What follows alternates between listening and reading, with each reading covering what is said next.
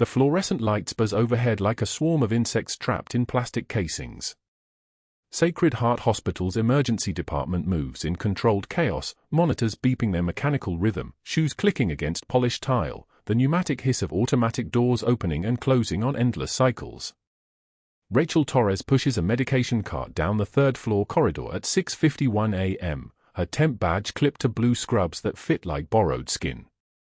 The badge reads Rachel Torres, RN, temporary assignment in clinical typeface. Nobody on this floor knows she held a different name once, wore a different uniform, carried different responsibilities across streets that don't exist on most maps. Her hands grip the cart's handles with a kind of steadiness that comes from years of moving through dangerous spaces without broadcasting fear.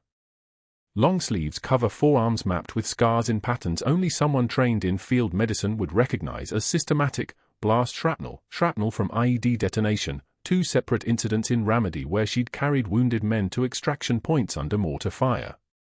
The sleeves are cotton, thin in the Denver summer heat, but she wears them anyway. Small price for invisibility. She's learned that invisibility keeps people from asking questions she can't answer without lying, and she's tired of lying to herself, let alone others. In her locker downstairs, wrapped in clear plastic like a relic, sits a faded patch. Tan and green, threadbare at the edges, with gold stitching that reads SFODD Medical, Ramadi Rotation 2011 to 2013. She'd sewn it into the lining of her old combat jacket 17 months ago during a night she doesn't quite remember, one of the nights when PTSD felt like drowning in her own living room. The jacket hangs in the back of her locker now, folded beneath her civilian clothes. Each shift before she clocks in, she touches the jacket once. Just her palm against the fabric. Just a moment to remember that the person who wore this was real, was capable, was somebody before she became invisible. The medication cart stops outside room 312. Patient name, Douglas Whitmore, age 74, post-surgical day 3, total hip replacement. The chart clips to the outside of his door in bold red letters, full precautions. Rachel reviews the 8 a.m. medication orders, pain management, antibiotic prophylaxis, a mild sedative to help him sleep through the post-operative discomfort. Everything standard. Everything by protocol. She enters quietly because morning rounds haven't officially started yet, and sometimes patients sleep better when nurses move like shadows. Dr. Marcus Sterling arrives at 8:15 a.m. with 2 residents flanking him like satellites orbiting a planet determined to believe itself the center of the universe. He's wearing a Burberry tie that costs more than Rachel's monthly rent. She knows this because he mentions it when anyone gets close enough to see it. His shoes are leather, polished to a shine that suggests someone else does the polishing. His watch is a Rolex Submariner, visible every time he gestures, which is often because Sterling gestures the way orchestral conductors move their batons, as though his movements conduct the hospital's entire operational symphony. He stops in the doorway of room 312. Rachel is documenting vitals in the electronic medical record at the patient's bedside, blood pressure 138/82, heart rate steady at 68, oxygen saturation 97% on room air. The morning light from the window catches her face for just a moment, and Sterling's eyes narrow with the precision of someone who has learned to identify threats through minor behavioral anomalies. She's correcting something. Her fingers are hovering over the keyboard, and her mouth is set in a line that suggests she's caught an error. The 6 a.m. pain medication, Rachel says quietly, not to Sterling yet, just speaking the observation aloud as she reads the chart.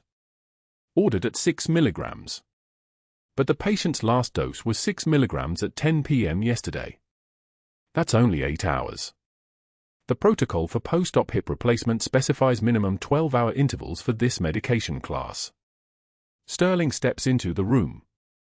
His presence immediately changes the air pressure, the way a large storm system alters atmospheric conditions without anyone needing to check a barometer. The residents behind him shift their weight. The patient, Douglas Whitmore, pretends to be sleeping, but his eyes move beneath closed lids. The dosage, Sterling says, and his voice carries the tone of someone explaining something to a child who should have understood it the first time, was approved by the surgical team. Rachel turns to face him. Her shoulders are square. Her hands are visible and still. She doesn't look away, but she doesn't challenge him either, not yet. She simply states a fact the way someone might mention that the weather is changing. The 6 a.m. order appears to repeat yesterday's timing error. The medication window for safety is 12 hours. 8 hours creates overdose risk. Sterling's jaw tightens.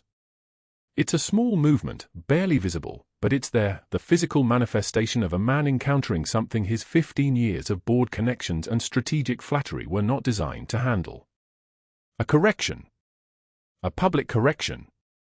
A public correction delivered by someone wearing a temporary badge and possessed of no institutional authority to deliver corrections at all.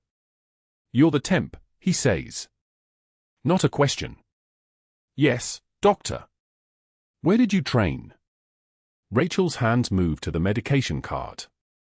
Her fingers are steady as surgical instruments as she arranges the morning pills into the plastic organizer. The motion is efficient, practiced, economical, every movement containing information for anyone trained enough to read it. Her hands know exactly where every item belongs. Her hands move the way hands move when they've done this in conditions far worse than a climate-controlled hospital room. "Elsewhere," Rachel says. And that's all she offers. Dr. Sterling's residents exchange glances. The kind of glances that carry unspoken communication between people who spend enough time together to develop a shorthand. Their supervisor has just been challenged in front of them by someone wearing a name tag that expires in 90 days. This is not a normal occurrence. Normal occurrence would involve Sterling repeating his instruction, the resident or nurse nodding, and the hierarchy reasserting itself like gravity, constant, invisible, absolute. He turns without responding. His shoes click against the tile floor in a pattern that sounds like Morse code, short, sharp, aggressive. The residents follow. The air in the room shifts again, pressure normalizing, the storm moving on. But something has changed in Sacred Heart's third-floor corridor. Something invisible and crucial. Rachel finishes administering the correct medication dose to Mr. Whitmore. She adjusts his pain management schedule, documents everything in the electronic system with precise notation, and speaks to him in the quiet voice she reserves for moments when the rest of the world isn't listening. "Your doctor is fixing the dosage. You should feel better within 30 minutes. If you need anything, use the call button. I'm checking on you at 9:30. The patient nods. He doesn't ask her name. He doesn't ask where she trained. He just watches her move through the room with the kind of attention that suggests he recognizes competence when he encounters it, regardless of temporary badge, regardless of title, regardless of the official hierarchy posted on the hospital org chart nobody reads. By 9:15 a.m., Rachel has completed her rounds on the East Wing, 8 rooms, 14 patients, 43 individual assessments. Her paperwork is immaculate. Her vitals are recorded with decimal point precision. Her medication documentation could be reviewed by a pharmaceutical auditor and pass inspection.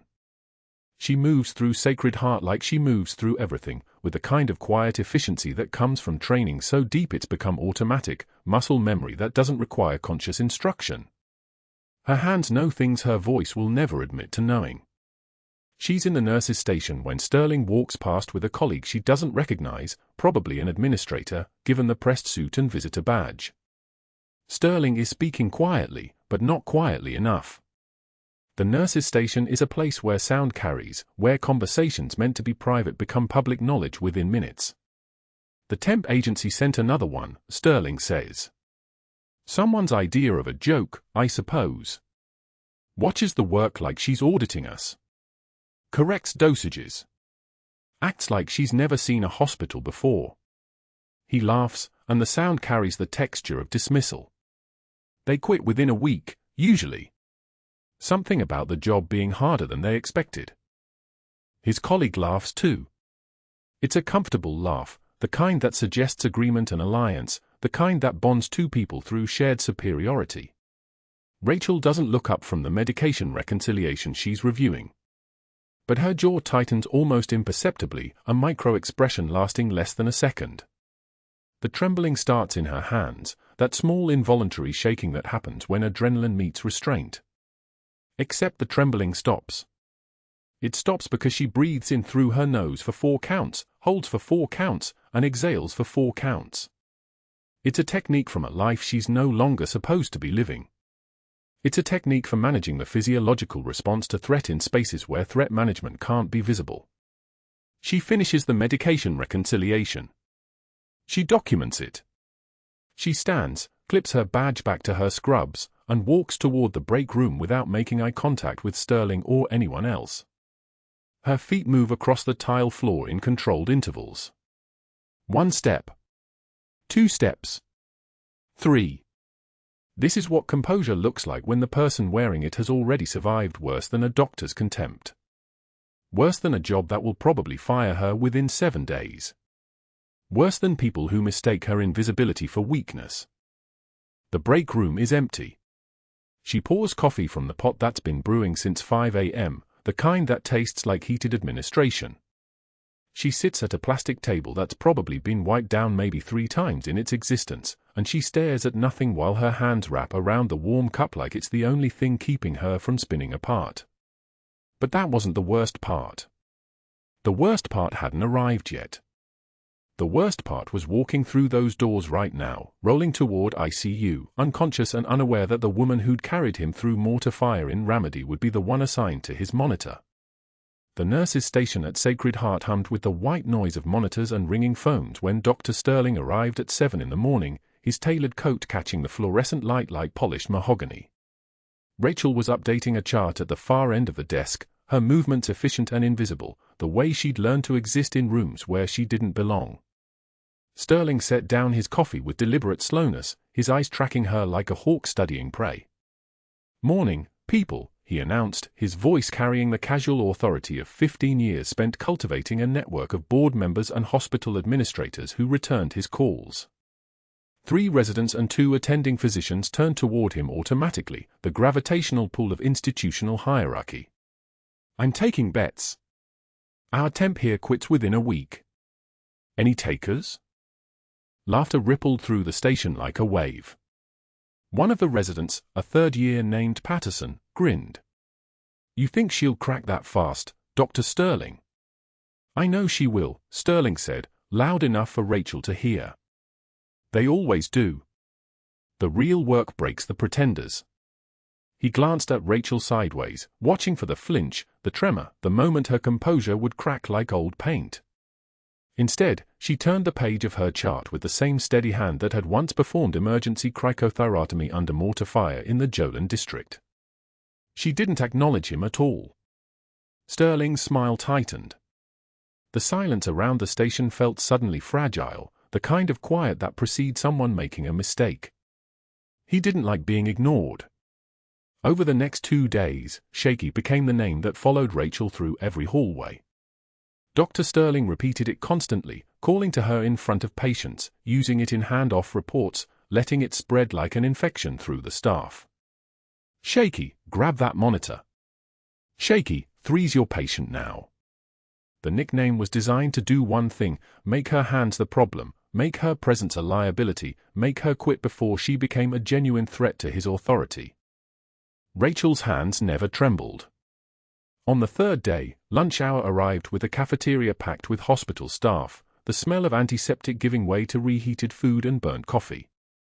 Rachel sat alone with a tray of soup and a sandwich, making herself small in the corner the way invisible people do.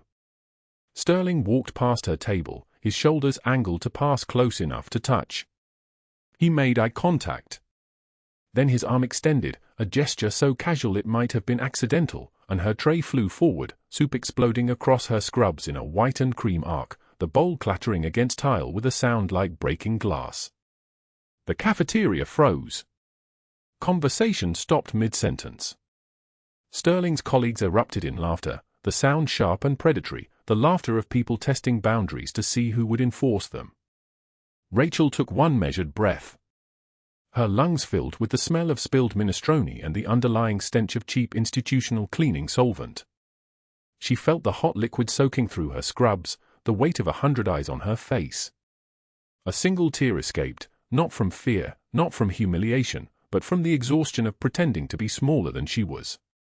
She wiped it away without breaking eye contact with Sterling, her jaw clenching just once, a single beat of muscle tension that betrayed nothing. Then she knelt and began picking up the pieces with paper napkins, her movements methodical and controlled, the movements of someone who had performed field triage on 3 continents.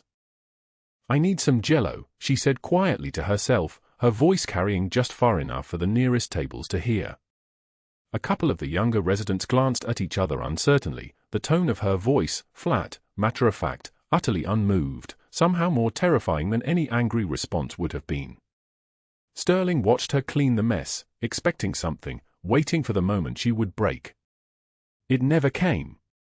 2 days later, Sterling found his opportunity in the 3rd-floor hallway outside the cardiac unit.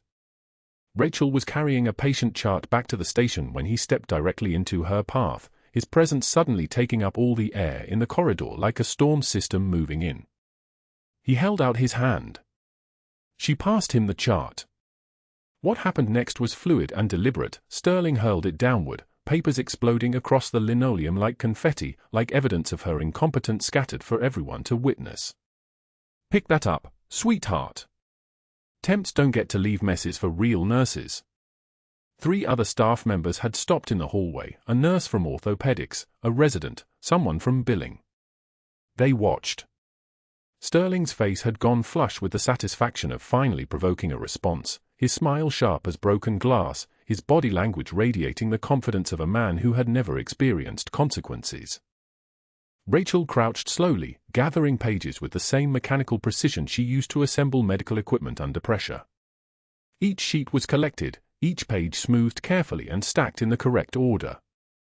Her hands moved like a ritual, like a procedure, like the kind of methodical work that could only come from someone with nothing left to prove. She stood, holding the reassembled chart, and when she spoke, her voice had dropped an octave, a voice that sounded like still water running over stone, like the kind of calm that comes from having already survived the worst. "I've carried dying men through streets you couldn't find on a map, Doctor. Your tantrums don't move me." The hallway went dead silent. That silence stretched for 3 seconds, long enough for everyone to understand that something fundamental had just shifted, that the dynamics of power in Sacred Heart were about to realign themselves. Sterling's face flushed crimson, the color rising from his neck like a thermometer climbing. His smile didn't vanish so much as harden into something different, something that contained teeth. "We'll see about that," he said, his voice dropped low so that only Rachel could hear. The threat hung unfinished in the air between them, pregnant with intention. Rachel handed him the chart. Their hands didn't touch. She turned back toward the cardiac unit without looking back, and Sterling watched her go with the expression of a man who had just realized he'd been playing a game against an opponent he didn't recognize. That evening, alone in his office with the door closed, Dr. Sterling picked up his phone. He knew people. He'd spent 15 years cultivating relationships with board members, with other physicians who owed him favors, with hospital administrators whose children he'd delivered or whose marriages he'd attended. One phone call reached a board member who'd backed his promotion 5 years earlier. Then another call to the temp agency that had placed Rachel, requesting background verification and previous employment history. The agency hesitated, her file was thin, references minimal, employment history showing only scattered temp work under the name Rachel Torres with no forwarding address from her previous position and no military background listed anywhere. Sterling brought in an investigator that afternoon, a former hospital administrator named Carlson who collected favors like currency. By evening, Carlson had access to review every single chart Rachel had touched in her 3 weeks at Sacred Heart, looking for any mistake, any deviation, any ammunition that could be used to build a case for termination based on something other than a physician's wounded pride. What Sterling didn't know, what no one at Sacred Heart knew, was that he'd just made an enemy of someone who had trained in the same combat trauma protocols as the Navy SEALs, who had saved more lives than most surgeons would see in a lifetime, who had walked away from the military because the ghosts of Ramadi had become too loud to live with. That same afternoon, the cardiac unit received a new patient admission, General Marcus Reeves, Special Forces, deaf since an IED blast had taken his hearing 13 years ago in the Sanjin Valley of Helmand Province. He was admitted for routine cardiac monitoring, arrhythmia noted on his EKG, his aide using American Sign Language to communicate his medical history. Rachel saw his face when his wheelchair rolled through the unit doors, and her entire body went still for just one moment, one breath where time seemed to stop moving forward. She recognized him immediately. She had no choice. She'd carried him through streets with no names toward a helicopter that came in like divine intervention, mortar rounds turning the air into fragments and fire around them both, his blood on her uniform and his arm already reaching for his tourniquet before she could apply pressure herself. General Marcus Reeves. 23 years old at the time. Bleeding out from a femoral artery laceration. She'd used her own combat shirt to apply pressure, running toward the LZ with him across her shoulders like a child, and when the Black Hawk's rotor wash had hit them both, she'd kept running. That was 13 years ago. Rachel Torres had been a different person then, a senior chief petty officer in full dress uniform, a decorated medical specialist with a career trajectory that pointed toward rank and command and a future she'd planned out in meticulous detail. Then the nightmares had started. Then the hypervigilance had turned into something that couldn't be managed with deployments or medication or the standard counseling the Navy offered to everyone who'd seen what she'd seen. 2 years ago, she'd quietly separated, used her maiden name, and vanished into the civilian world like a ghost walking backward out of a photograph. She checked his foresight with steady hands. His eyes passed over her name badge, Torres, without the slightest flicker of recognition. He was deaf, yes, but more than that, he was older now, heavier, marked by the same weight of years and survival that marked her. And she was different too. Shorter hair. No uniform. Different body language. They were both ghosts of people they'd been. Rachel attached the cardiac monitors, positioning each electrode with the precision of someone who understood that the small details were the ones that meant the difference between living and dying. She watched his sinus rhythm establish itself on the monitor, normal, steady, the rhythm of a man whose heart was strong enough to have carried him through 13 years of peace. She said nothing. General Reeves's aide communicated that he was comfortable, his vitals stable, his monitoring parameters set for a routine overnight observation. Rachel finished her assessment and turned to leave when Dr. Sterling appeared in the doorway of the patient room, his eyes tracking the interaction between Rachel and the general with the intensity of a predator studying prey. He smiled. It wasn't a kind expression. The admitting nurse had called it routine. Cardiac monitoring protocol. A 62-year-old man with borderline arrhythmia, standard workup, 3 days of observation and probably discharge. What she didn't know was that General Michael Reeves had spent the last 13 years forgetting the night a combat medic had carried him through Ramadi streets while mortars painted the air black, her face the only steady thing in a world coming apart, her hand steady as surgical laser as she dragged him across rubble and blood and the screaming of men who wouldn't make it home. His arm bore her name in block letters across the bicep, Rachel, inked the night after the medevac, a debt he'd tried to repay through 17 years of command and medals and the kind of power that moves nations, only to discover there was no rebalancing that equation. He'd made peace with that. Or thought he had. Rachel's shift began at 7 in the morning, and she moved through Sacred Heart's northeast wing with the practiced efficiency of someone who'd learned to disappear into the background. Her temp badge caught the fluorescent light as she checked the new admissions board. General Reeves. Room for 12. Post-operative cardiac monitoring, standard protocol. She pulled his chart and read the vitals with the detached eye of a nurse who'd seen 1,000 similar admissions. 62. Stable. No acute distress noted. She'd done this 100 times. 1,000 times. She could do it in her sleep. The room was clean and quiet when she entered, the cardiac monitor already placed, 3 leads running to his chest beneath a pale blue hospital gown. General Reeves sat upright in the bed, his shoulders bearing the weight of someone accustomed to command, his eyes, intelligent, weathered, the color of winter Atlantic, fixed on the television mounted in the corner. He didn't look at her as she approached. Didn't acknowledge her. His aide, a young petty officer second class, sat in the corner chair, fingers moving in sign language. She spoke fluently as she interpreted the room and the morning news and the fundamental anxiety of a man who'd spent his life understanding threats through sound and found himself in a world that had gone silent 15 years prior.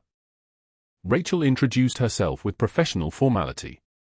"Good morning, sir." I'm Rachel. I'll be your nurse for the next 4 hours. She held her gaze steady, offering the impersonal warmth that made patients feel attended without feeling exposed. His eyes tracked her badge, registered her name tag, and then slid away toward the window. Nothing. No spark of recognition. No pause. No moment where two people who had walked through the same hell somehow found each other across 13 years and 1,000 miles, and a careful erasure of everything that had come before. She felt the small weight of it, the weight of being invisible even to ghosts. She'd chosen this. The anonymity. The quiet. The deliberate forgetting that let her breathe at night instead of drowning in Ramadi streets that lived in her bones. She ran through the morning protocol with steady hands. Blood pressure check. Heart rate assessment. The medication review. She noticed his chart flagged a prior arrhythmia, nothing dangerous. The attending physician's notes read, but worth monitoring. Standard stuff. The kind of case that moved through the system like water through a filter, noticed and then forgotten. She was adjusting the monitor leads at 8:47, her hand steady, her mind already moving toward the next patient, when something shifted in the room's atmosphere. A change in pressure. A thickness in the air. General Reeves's body went rigid. His back arched off the bed in a motion that looked almost violent, the kind of convulsion that belonged to someone being electrocuted from the inside out. His arms locked. His legs went tight as wire. The heart monitor's rhythm dissolved into something fast and chaotic, the beeping accelerating from urgent to frantic in the span of a second.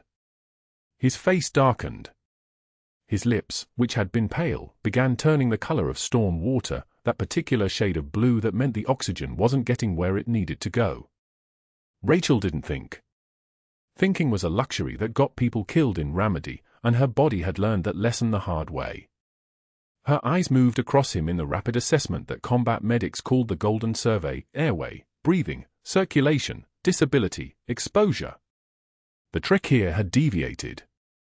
His neck veins bulged like ropes straining against a load that would snap them. His chest wasn't rising and falling. The oxygen saturation on the monitor was already diving, 92, 88, 82, falling like a stone dropped into deep water. Tension pneumothorax. Air trapped in the pleural space. The pressure was building, collapsing the lung, crushing the heart against the mediastinum, killing him by degrees with every second that passed. The attending physician, a resident named Dr. Chen, probably 4 weeks into the rotation, had frozen with the kind of paralysis that came from textbook knowledge meeting reality and discovering they didn't speak the same language. He stood at the foot of the bed, his mouth open, his eyes wide, his hands unmoving. The crash cart. Someone needed to call the crash cart. Someone needed to do something. But he was standing in that terrible gap between knowing what should happen and being paralyzed by the knowledge that what should happen took time, and time was the one thing the general didn't have. The oxygen sat was at 78. Falling. Rachel moved. No request for permission. No polite query about protocol. Muscle memory took over like water remembering how to be liquid, like hands remembering they had once been trusted with lives that mattered more than rank or hierarchy or the small rules that governed hospitals staffed by people who'd never heard mortars singing overhead. She opened the crash cart, the one mounted on the wall, the one she'd never touched in 2 years of temp shifts because it wasn't her authority to touch it, and found the large-bore needle, a 14-gauge angiocath, the kind that cut through skin and muscle like a knife through silk. She palpated his ribs. Found the landmarks her hands had never really forgotten. Second intercostal space. Midclavicular line. The oxygen sat was at 68. His lips were navy blue now. His fingers darkening. Get an airway set, she said, and her voice wasn't a question. It was the voice of someone who'd made 100 decisions like this in conditions 1,000 times worse than this clean, well-lit hospital room. It was the voice of someone who'd learned that hesitation killed. The attending physician moved like he'd been struck, reaching for the intubation kit. The petty officer in the corner had risen from his chair, his hands moving urgently in sign language, but his eyes were fixed on Rachel with the specific intensity of someone watching a ghost become solid. She found the spot. The precise angle. The one that had saved lives in the dust and blood of Ramadi and would save this life in the antiseptic quiet of Denver. She pushed the needle through skin, through muscle, through the parietal pleura with a pressure that required confidence and conviction. The moment of resistance. The moment where faith became physics. And then, the hiss of air escaping, the sound of pressure releasing, the distinctive rush that meant she'd opened a door to the trapped air that was killing him. The needle released the pneumothorax like opening a valve on an overinflated tire. The general's chest expanded. His lungs filled. The oxygen saturation climbed immediately, 75, 82, 89, 95, climbing like a plane clearing the runway. His lips began returning to a normal color. The blue retreating. The cyanosis releasing him back to the living. His eyes fluttered. His body relaxed from that terrible rigid arch into something human again. The cardiac monitor's rhythm cleaned itself up, the chaotic scramble resolving into something that looked almost organized. Almost like a heart that would keep beating. She'd just committed the act that would end everything. The attending physician stood with his mouth open, the airway kit still in his hands, watching this temp nurse, this woman who had no credentials beyond the ones on her badge, perform a procedure that belonged in textbooks about emergency medicine and advanced protocols and the kind of training that took years. He stammered something that might have been a sentence. Might have been gratitude or shock or the specific sound of his understanding reorganizing itself around what he'd just witnessed. That was when Dr. Sterling walked in. He moved with the specific arrogance of someone who'd been summoned by the chaos and was already constructing the narrative before he'd even assessed the scene. His eyes swept across the general, across the attending physician, across the crash cart with its open drawer, and finally landed on Rachel, still gloved, still holding the needle, her hand steady as a scope focused at 1,000 yards. His smile was terrible. It was the smile of someone who'd been given exactly what he needed. The smile of a predator who'd finally caught the prey that had eluded him. Everyone saw that? His voice was quiet. Controlled. The voice of someone in command of his own reckoning. That was a needle decompression. An invasive procedure. Performed without attending authorization, without a resident supervision request, without any of the protocols that exist to protect patients from, he paused, letting the word hang, unauthorized procedures. The attending physician opened his mouth. Closed it. The general's aide was signing frantically, his hands moving in urgent gestures. She saved him, the movement said. She saw the tension, she knew what to do, but Sterling was already moving, already pulling his phone from his pocket with the efficiency of a man who'd made calls like this 100 times before, who had a network of board members and hospital administrators and allies positioned like chess pieces across the city. "I'm going to need security to document this scene," Sterling said into the phone. "And I need you to understand that what you just witnessed is patient endangerment, procedural violation, and potential assault with a medical instrument." His eyes locked on Rachel's, and they were bright with the specific triumph of a man who'd found the angle he needed. "Everyone remains where they are until we document the scene." The room had gone dead quiet except for the steady beep of the monitor, the one showing a perfectly normal cardiac rhythm thanks to the procedure Sterling was already framing as attempted murder. The heart monitor held its rhythm. Steady. Perfect. The kind of perfect that only existed because Rachel had acted, had moved, had saved a life while everyone else stood frozen. But the room didn't feel like a victory. It felt like a trap that had just snapped shut. Dr. Sterling stood at the threshold, his phone already in his hand, his eyes moving between the general and Rachel with the calculation of a man whose entire institutional hierarchy had just experienced a challenge it couldn't dismiss. His network activated within the hour. 3 calls went out from his private office before lunch, one to the hospital board chairman whose daughter he'd attended medical school with, another to the chief of surgery who owed Sterling a favor from a malpractice case Sterling had helped sanitize 5 years ago, a third to a hospital administrator whose consulting contract Sterling had personally recommended to the finance committee. Each conversation was scripted, rehearsed in Sterling's mind during the elevator ride to the administrative floor. Unauthorized procedure. No attending present. Patient endangered. We need external review immediately. The emails followed at 2:17 p.m. Rachel watched the IT director walk past the nurse's station carrying a sealed envelope addressed to her temp agency. Sterling's words were precise, calibrated for maximum damage. Not accusations. Observations. Ms. Torres's employment file contained significant irregularities. Her claimed nursing credentials under the name Rachel Torres do not match our institutional database searches. We require complete background documentation, employment history for the past 15 years, and references from all previous employers before we can continue her assignment. This is routine due diligence for patient safety. An outside investigator arrived at 3:45 p.m. His name was Holloway, and he moved through Sacred Heart's corridors like a man who'd spent 20 years finding inconsistencies in other people's lives. He was thorough in the way that only someone paid by the hour could be thorough. He reviewed every chart Rachel had touched in the past year, 47 patient records. Every dosage calculation, every vital sign documentation, every medication administration log. The charts were flawless. Immaculate, even. The kind of documentation that belonged in a teaching hospital, not a temp assignment. But Holloway wasn't looking for medical errors. He was looking for Rachel. He sat with the temp agency director on a video call at 4:20 p.m. "Your background screening shows significant gaps," he said, reading from his notes. No nursing school records match the Torres credential. No clinical rotation documentation. No previous employment history before her assignment here. In nursing, that's unusual. Can you explain? The temp agency director couldn't.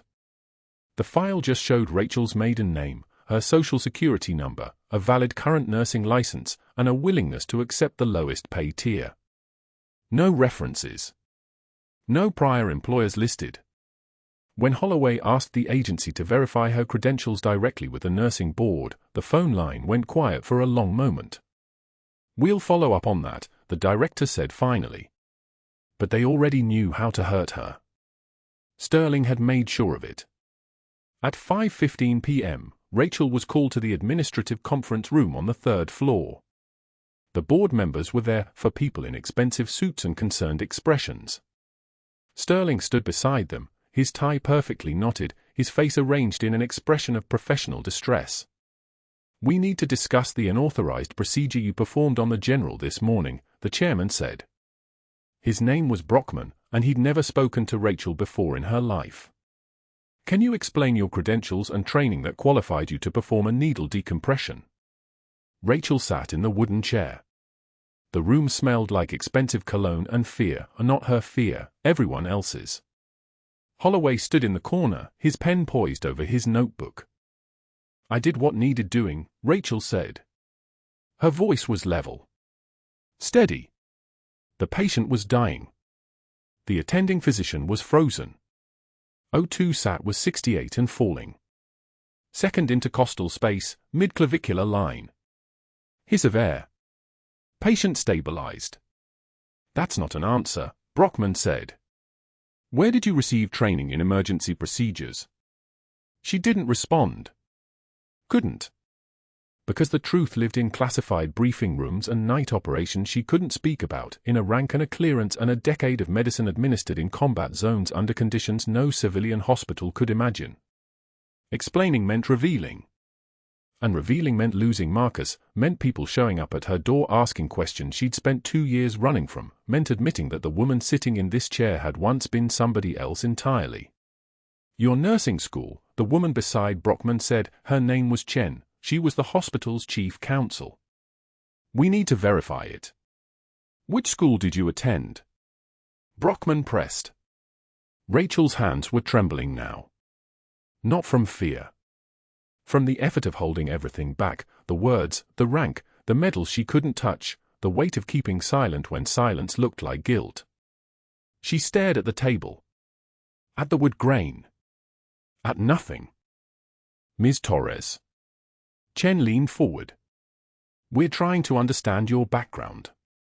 For the patient's safety and for your protection. We simply need." "She saved my life." Every head in the room turned. Rachel hadn't realized the general's aide had followed them upstairs, had been waiting outside the conference room. He stood in the doorway now, his face flushed with anger. "The general asked me to be present for this conversation," he said. "He's informed me that Ms. Torres performed an emergency procedure that she's trained to perform. He's also informed me that he wants her reinstated immediately." Sterling's jaw tightened. Brockman exchanged a glance with Chen that could have frozen water. "The general is a patient, not hospital staff," Chen said carefully. "We appreciate his perspective, but we have protocols and credentialing requirements that apply to everyone." "Not when there's a life-or-death emergency," the aide interrupted. "Not in the military. And not in medicine." But the silence that followed wasn't the silence of understanding. It was the silence of institutional inertia, of a machine that had already been set in motion and didn't know how to stop. Sterling had made his calls. The board members had received their messages. The investigator had his notes. Rachel had declined to explain herself, which in the language of hospital administration meant she had something to hide. Brockman pulled a folder from the table in front of him. Inside was Rachel's termination paperwork, already completed, already signed by legal. "We're going to have to let you go," he said. "This is not a reflection on your clinical abilities, but rather on the irregularities in your background documentation and your unauthorized deviation from protocol." "She saved his life," the aide said again, but his voice had dropped. Resignation already creeping in. "We'll conduct a full review," Chen said. Her voice was calm, professional, the kind of voice that sounded sympathetic while delivering death. "If your background checks out, if you can provide the documentation we're requesting, we can discuss reinstatement in 6 months." Rachel took the paperwork. Her name was on it. Not her real name. The name on her nursing license. The name that said she was nobody important, nobody with history, nobody worth listening to. She signed it without reading it further. What was the point? The decision had been made the moment she'd picked up a needle and saved a man's life without asking permission first. Hospital security escorted her from the building at 5:44 p.m. Professional. Polite. One of them was someone she'd worked with for 7 months, someone she'd helped through a medication error, someone whose daughter she'd covered shifts for when childcare fell through. He wouldn't meet her eyes. She surrendered her badge at the front desk, the temporary badge that had been the only identity this hospital had needed from her. The badge clattered against the plastic counter like the sound of a door closing. Sterling watched from the second-floor window, phone pressed to his ear, already on a call with the temp agency director. "I'd recommend you terminate her contract entirely. Background irregularities. Credentialing concerns. Suggest you flag her file for industry review." The temp agency director got another call an hour later. And another. Word traveled in healthcare like contagion. By evening, Rachel's application status had been changed to Do Not Reassign across the entire Denver metropolitan area. 43 medical facilities received discreet communications from hospital administrators with whom Sterling had connections. None of the communications said anything direct. They didn't need to. In the language of professional networks, the message was clear: this person is a liability. Rachel drove home in silence. The Denver evening was turning purple at the edges, the mountains west of the city already dark. She'd driven this route every day for a year, from Sacred Heart back to the small apartment in Capitol Hill where she'd tried to rebuild something resembling a life. She parked in the garage and sat in the car with her hands on the steering wheel, not moving, not thinking, just existing in the space between who she'd been and who she couldn't admit she was. Inside, the apartment was exactly as she'd left it. Small. Impersonal. The walls were still bare except for one landscape painting she'd bought at a thrift store. The refrigerator contained the minimal groceries of someone who lived alone. And in the bedroom closet, on the highest shelf behind a box of winter clothes she hadn't needed since moving to Denver, was another box. Cardboard. Sealed. Untouched for 2 years. She didn't open it now. Couldn't. That box contained the medals, the citations, the photographs of a woman in dress blues, the discharge paperwork she'd never actually filed, the rejection letters from 3 different therapists who'd suggested she speak about Ramadi. That box was who she'd been. That box was why she'd left. That box was the reason she'd never told Marcus the truth about where his mother had gone or who she'd been before she became just another temp worker pushing through 12-hour shifts in anonymity. Her phone rang at 7:33 p.m. The school. Marcus's school. He'd been waiting for her to pick him up for the past 2 hours. He was in the front office. He was scared. Could she please come immediately? Rachel drove back into the city with her jaw clenched so tight she could hear her own heartbeat in her molars.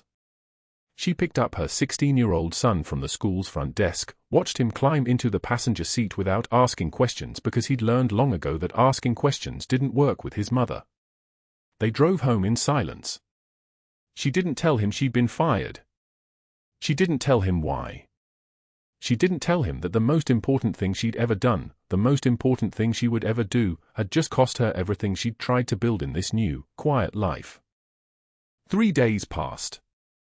3 days of Rachel sitting in her apartment, pretending to apply for jobs she wasn't qualified for under her civilian credentials, 3 days of avoiding Marcus, 3 days of wondering if she should just call the VA and admit that this had been a mistake, that hiding had been a mistake, that all of it had been a catastrophic failure of judgment.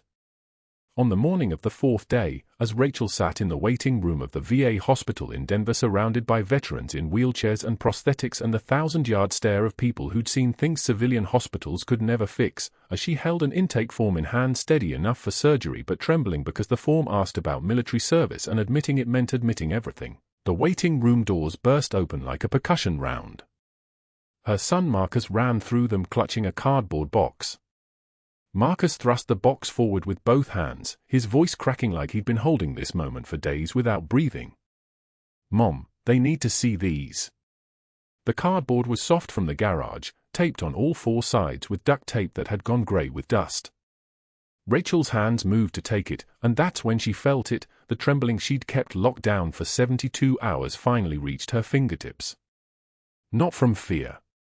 From the weight of what was about to happen. She opened the box slowly, her movements precise despite the shake in her hands. The medals were inside, each in its own protective sleeve, arranged like someone had laid them out carefully and then sealed them away with the kind of finality that comes from never wanting to look again. The first one caught the fluorescent light of the waiting room. Silver. Elongated. The ribbon a pattern of red and white stripes. She didn't touch it yet. Just looked. A Navy SEAL team leader sat 3 chairs away with a prosthetic right leg that ended at mid-thigh, and he was watching her with the kind of attention that told her he recognized the medal before he recognized anything else. The receptionist rose from her desk slowly, like her bones had suddenly become very heavy. She moved toward Rachel and Marcus, her hand extended. Rachel placed the silver star in her palm. The woman's fingers trembled as she read the name engraved on the back. She looked at Rachel. Then at the medal. Then at the waiting room full of veterans who'd stopped mid-conversation, all of them watching now, all of them waiting. The Navy SEAL team leader stood. His prosthetic leg hissed softly as he shifted his weight, and then he was at attention, his hand raised, and the sound that came out of him carried across the waiting room like a wave that changed the air pressure itself. Silver star. He paused. His voice dropped lower, heavier. Bronze star with Valor. Another pause. Longer this time. His eyes were scanning the remaining medals Rachel had lined up inside the cardboard box like evidence of a life that had never existed to anyone in this room. 3 purple hearts. The SEAL's jaw clenched. Around them, other veterans began to shift. One man in a wheelchair stopped scrolling on his phone. A woman with a cane turned her head. The SEAL continued, and now his voice carried the kind of authority that could fill a battalion assembly. Navy and Marine Corps Commendation Medal. Senior Chief Petty Officer Rachel Torres. Naval Special Warfare Medical Support. Ramadi. The words landed like a defibrillator shock to the chest of the entire waiting room. Silence. Not the empty kind. The thick kind. The kind that meant everyone in that space was recalibrating what they thought they knew about the woman standing in front of them in scrubs with trembling hands. Rachel didn't move. Didn't acknowledge the recognition spreading like wildfire through the room. Her eye stayed on the medals. On the proof of 18 years compressed into 5 pieces of metal and ribbon. What she didn't know was that at that exact moment, 87 miles north in Denver, Sacred Heart Hospital's administrative office had received 2 phone calls.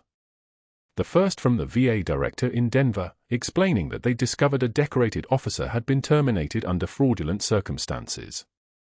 The second from a federal field office requesting all documentation related to Rachel Torres and the circumstances of her separation. The consultation room door at the far end of the VA waiting room opened. A tall man emerged, moving with the kind of deliberate precision that comes from decades of command. His aide walked slightly behind him, her hands already moving, signing frantically into the air. The man's eyes scanned the waiting room, and then they found Rachel. His face changed. Not dramatically. Just a subtle shift in recognition, a softening around the eyes that suggested a memory had just surfaced from somewhere very deep. He stopped walking. His aide's hands continued signing, but he wasn't looking at her anymore. He was looking at Rachel. At the medals in the receptionist's hands. At the Navy SEAL standing at attention. General Reeves moved forward without sound, his footsteps the only noise in a room where 63 people had collectively stopped breathing. He crossed 15 feet in the way military personnel cross spaces, with purpose, with presence, with the gravity of someone whose weight carries meaning. And then he was directly in front of Rachel, and he knelt. Not Saturday. Knelt. His aide's hands flew through the signs, but Rachel didn't need translation. She could read it in his face, could read it in the way his hands moved from his sides and shaped the words he had carved into his arm 13 years ago, the night she'd carried him through streets that shouldn't exist, through fire that shouldn't have left him alive.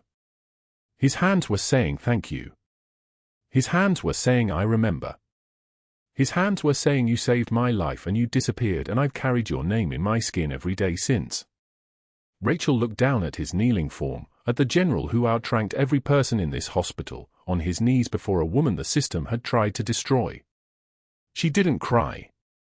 The trembling in her hand stopped. When she spoke, her voice had changed. The pitch was lower.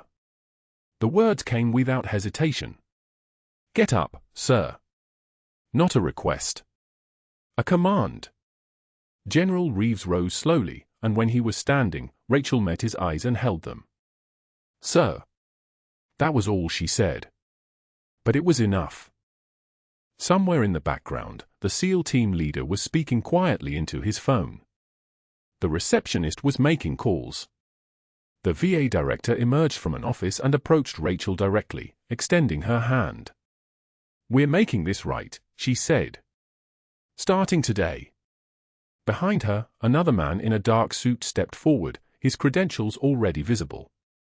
FBI.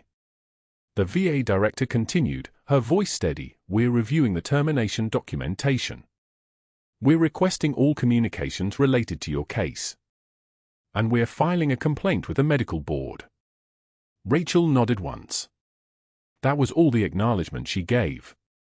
87 miles south, in Sacred Heart Hospital's administrative corridor, FBI agents and 2 SOCOM legal officers were moving with the same methodical precision they'd use entering a hostile structure. Dr. Sterling was called from his rounds. He came believing he was walking into a meeting where his network of board members would back him, where his 15 years of institutional authority would protect him from whatever had happened with that temp nurse.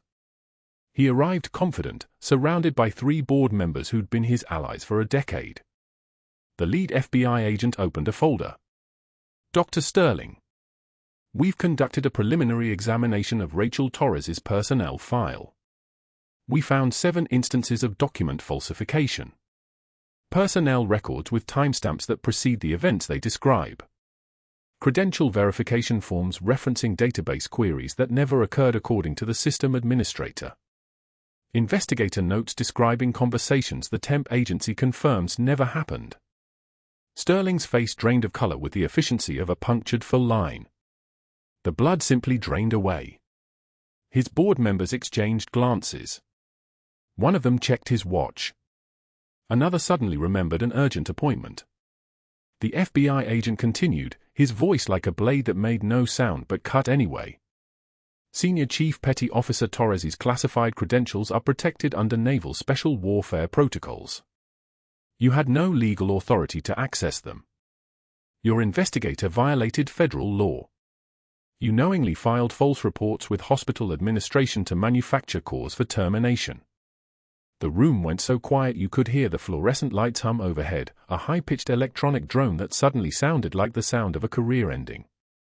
You're under arrest for fraud, falsification of medical records, and conspiracy to interfere with federal personnel.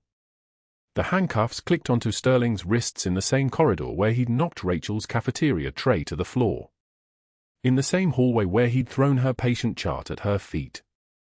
The same space where he'd announced to a gathered station that she wouldn't last a week. News cameras were already outside, someone had tipped them about a decorated military officer's wrongful termination, and they captured his perp walk with clinical precision. The physician who'd built 15 years of hierarchy was led toward the exit in restraints, his face twisted with the kind of disbelief that only comes to people who've never experienced consequences before. His medical license was suspended that evening pending investigation. By morning, his board connections had evaporated like water from a hot plate. Former allies issued statements condemning his actions. Within 3 months, he was selling supplemental insurance from a folding table outside a strip mall in Commerce City, his hands no longer steady enough to prescribe medication, his career incinerated by the same institutional authority he'd weaponized.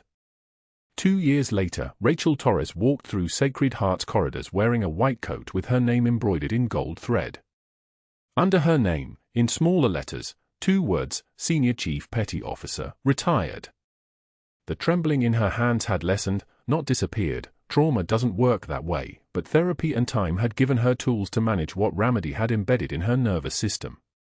General Reeves visited quarterly, always stopping by her office first. Their conversations mixed ASL and shared silence, the kind of communication that doesn't require words. Marcus had started his pre-med coursework and volunteered in her department most weekends, watching his mother teach residents the same protocol she'd used to keep dying men alive in deserts 8,000 miles away. The difference now was that nobody pretended not to know who she was. Rachel's office held one item on the wall beside her desk, a frame containing 2 things. The first was a faded Special Forces unit patch, the kind sewn into jacket linings, the edges worn soft from years pressed against her chest. The patch her son had found in the garage, the artifact of the life she'd tried to leave behind. Beside it, framed in the same glass, was a photograph from her reinstatement ceremony 2 years prior. General Reeves stood with his hands raised, signing the words in American Sign Language. The photograph captured his hands mid-sign, frozen in the gesture that meant thank you. Rachel stood beside him, her dress uniform unworn for so long it had needed tailoring. Her eyes in the photograph were clear. The civilian version of Rachel Torres had been retired along with her rank. A new resident named Cohen stood in her office one afternoon, studying the patch. "What's the story?" she asked, pointing. Rachel's hand moved to the frame, her fingers brushing the glass. "A reminder that rank is temporary. Character is permanent." She paused, letting the words settle. "Also a reminder that the people we try to erase usually have better plans." Cohen smiled and left. Rachel turned toward the window that overlooked the parking lot across the street, where a man in a cheap suit sat at a folding table under a fading canopy, selling supplemental insurance to disinterested passers-by who hurried past without stopping. She didn't smile. There was no satisfaction in his destruction, only the quiet knowledge that institutions eventually correct themselves if enough pressure is applied long enough. Her son appeared in the doorway, backpack slung over his shoulder. He followed her gaze, saw the folding table, saw Dr. Sterling's silhouette in the distance. "Still there," Marcus said. Rachel nodded. "Consequences tend to stick around." She turned from the window. The ER intercom crackled. "A trauma alert. Multiple incoming." Rachel moved without hesitation toward the sound of crisis, and as she did, she spoke the words that had become her department's unofficial motto, the phrase whispered between residents when they faced impossible cases: "True class is what you do when the lights go out." The ER doors burst open with the percussion of crisis, and Rachel's hands went perfectly still, her breathing steady, her mind clear. She moved into the chaos with the practiced calm of someone who'd carried dying men through Ramadi's streets, through fire and dust and choices that left scars. The difference was she no longer hid who she was. The patient arrived on the stretcher, a 34-year-old male with penetrating abdominal trauma, BP dropping, estimated blood loss significant. Rachel called out the orders, her voice cutting through the organized panic like a blade that knew exactly where it needed to go. A new attending hesitated on a medication dose. Rachel didn't raise her voice. She simply said, 0.03 milligrams of epi, for push, 2-minute intervals. The attending moved. Everyone moved. Because they'd learned, all of them, every resident, every nurse, every member of the staff, that the person giving orders had carried men like this through places they couldn't imagine, and she knew things about survival that textbooks couldn't teach. When the patient stabilized, when his vitals climbed back into survivable range, when the immediate crisis had passed the way all immediate crises eventually do, Rachel stepped back from the trauma bay and pulled her gloves off with a snap that echoed across the room. Her hands weren't trembling. They never would again, not the way they used to. They'd learned to hold steady when everything else was falling apart. That was what 18 years of war taught you. That was what true strength looked like. If Rachel's story resonates with you, if you've ever been underestimated, ever had to prove your value in a place that doubted you, or subscribe to this channel and hit the notification bell. We tell stories about the quiet warriors among us, the people who don't wear their rank on their sleeve because they don't need to. Comment below, have you ever had someone judge you before they knew who you really were? Share your story. And if you know someone who fought for this country in any capacity, send them this video.